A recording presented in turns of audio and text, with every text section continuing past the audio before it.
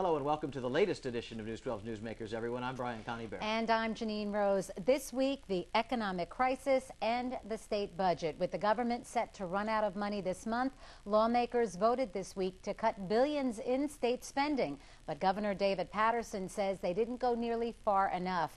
We're going to talk about all of that, what could happen next, as well as the defeat of the gay marriage bill. That took place in Albany this week as well. Our guests are two very well-known state lawmakers, both deeply involved in the budget process. First, we want to welcome back and say hello to Assemblywoman Sandy Galiff. Ms. Galiff is a Democrat from Ossining. She is currently serving her 9th term in Albany. She represents the northwest corner of Westchester and the western half of Putnam County. We also say hello again to Assemblyman Greg Ball. Mr. Ball is a Republican. He is serving in his 2nd term in the state assembly, and he recently announced that he will run for the state senate next year.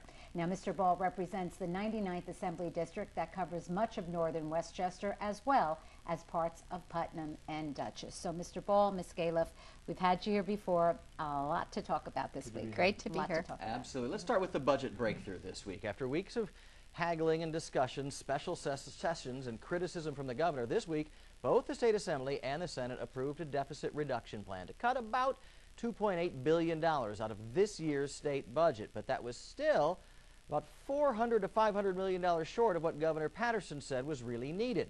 News 12's Suzanne Colucci filed this report for us on Thursday. After weeks of haggling, threats of bankruptcy, and special sessions ordered by Governor David Paterson, state lawmakers finally reach a deal to keep New York from going broke, at least for now. It is a huge victory. Andrea Stewart-Cousins of Yonkers among the state senators who voted yes to the plan that will reduce the massive budget deficit by about $2.8 billion. Just hours earlier on Wednesday, the state assembly approved the same deal. It still falls short of closing the budget hole the governor estimates at $3.2 billion, and the comptroller calls more like $4 billion.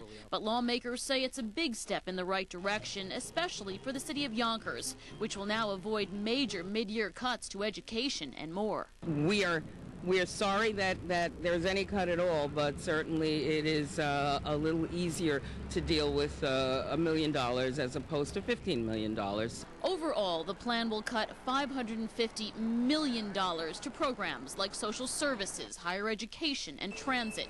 Governor Paterson feels the plan doesn't go far enough, but says he will approve it.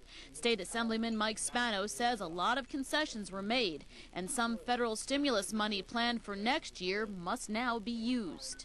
In this economy, we're taking it day by day. And I think what we have to do is come to the realization that we do have to reduce the size of government across the board because the taxpayers can't afford what we currently have in place. That is a true statement, I think. Taxpayers can no longer afford the cost of New York State government.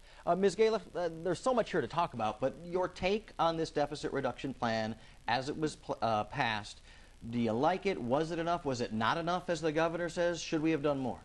I actually agree with the governor. It wasn't enough.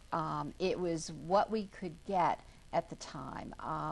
The Senate criteria was not to cut education, not to cut health care, although we did have a little bit of a cut to health care. And since they had to have 32 votes to do anything, our hands were really tied. So what we tried to do was get the most we could at this juncture.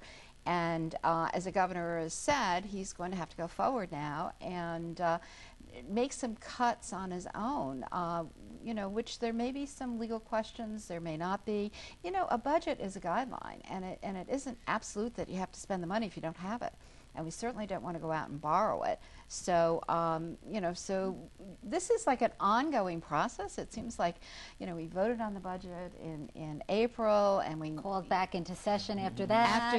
And called back into session again and again. After that. I think, this has been a very difficult time. I think we want the economy to be better so we don't have to go through all of this, but it is hard, agonizing, and we've been doing it month after month, and we'll be right back in Albany in January and maybe facing this again for this year's budget, but then also next year's budget. Mr. Ball, you've been a critic of the system and kind of the way Albany operates, particularly the budget process. What did you make of this whole endeavor to try to close this budget gap?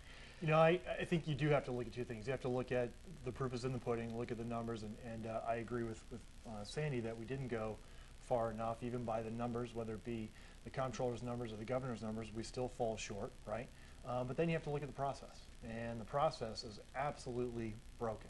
Rank and file members, I certainly hope that Sandy had more input than many of my colleagues, but even rank and file members on the other side of the aisle in the majority. You know, we have a state of 20 million people.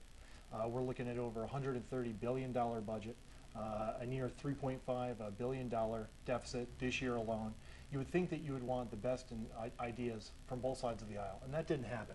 This process was behind closed doors. You didn't have input. And at the end of the day, we're sitting in a jobless recovery, and people who are out on the streets, they're hurting. People in my district, people throughout the state are hurting. We're hemorrhaging jobs. We're hemorrhaging small businesses, and taxpayers are voting with their feet. They don't believe in the efficacy of good government anymore.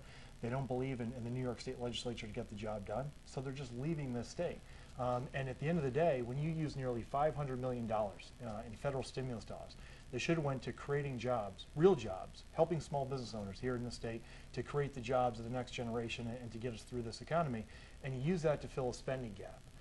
That really goes to the crisis of why New York State legislature is going in the wrong direction. And that's money from next year, actually. That is money that was supposed to be spent next year, isn't it? But Greg, the federal stimulus money that we put into our deficit reduction plan, which was $391 million, is targeted to education. It came through the federal government to be used for education. So what our educators said, and I actually frankly don't agree with them, but they said, don't make any cuts during the school year. We can't handle that. But, you know, give us the stimulus money from next year into this year's budget, and then, you know, cut us a lot. Now, I'm not sure at the end of the day they're going to come back and say, well, cut us a lot. But what they've done is they haven't been realistic about the fact that we just don't have money in the state. And it seems to me that with every organization, if you can start to cut a little at a time, it's a lot easier than a huge gap. And our schools are going to have a very large gap next year. The Senate very much, along with the governor, controls the purse strings. The legislature, the Assembly, voted on a measure last week right before Thanksgiving. There was a lot of anxiety because the Senate went home for Thanksgiving before addressing this, but they said, no, we'll get it done. And to their credit, they did get some cuts done this week. But whose fault is this? Is it the Senate? I mean, you're both Assembly people and you're here because senators are careful about what they're saying publicly these days. You're willing to talk. Is this a fault of the Senate? Should the voters look at senators and not look at Assembly people? Is it the governor's fault because he can't coalesce and get a majority here to vote on the measure? In my opinion, it's our fault. It's our fault. And we have a legislature in this state that is hopelessly addicted to spending. And if you look at the sweeps, if you look at the one-shots, if you look at the taxes and the fees in the previous budget, if you look at the revenue projections, people at home right now should be like, why is the New York State legislature dealing with a deficit in December?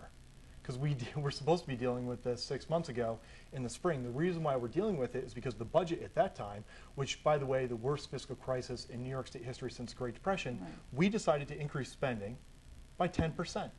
And $12 billion or something. And then when Armageddon hits us in November, we're like, oh my God. And then everybody's finger pointing up at Albany. It's not the Senate's fault. Because the revenue didn't come through that fault. you all thought. It's everybody's fault. And that's why in November you're going to see an awful lot of people voting the ends out, because this isn't about assigning blame anymore. We cannot afford the expansion of New York State government any longer. And if we don't wake up, everybody's going to be in trouble. Let me ask you both. I mean, you are incumbents, excuse me, and Mr. Ball, you're running now for state senate next year, but are you concerned? We saw in Westchester this past November 3rd that a lot of incumbents, long-term Democratic incumbents with larger voter registration among the Democratic Party, were ousted. Are people in Albany realizing that maybe they won't have their jobs next year, Ms. Gala? Oh, I think people are very concerned about that, absolutely.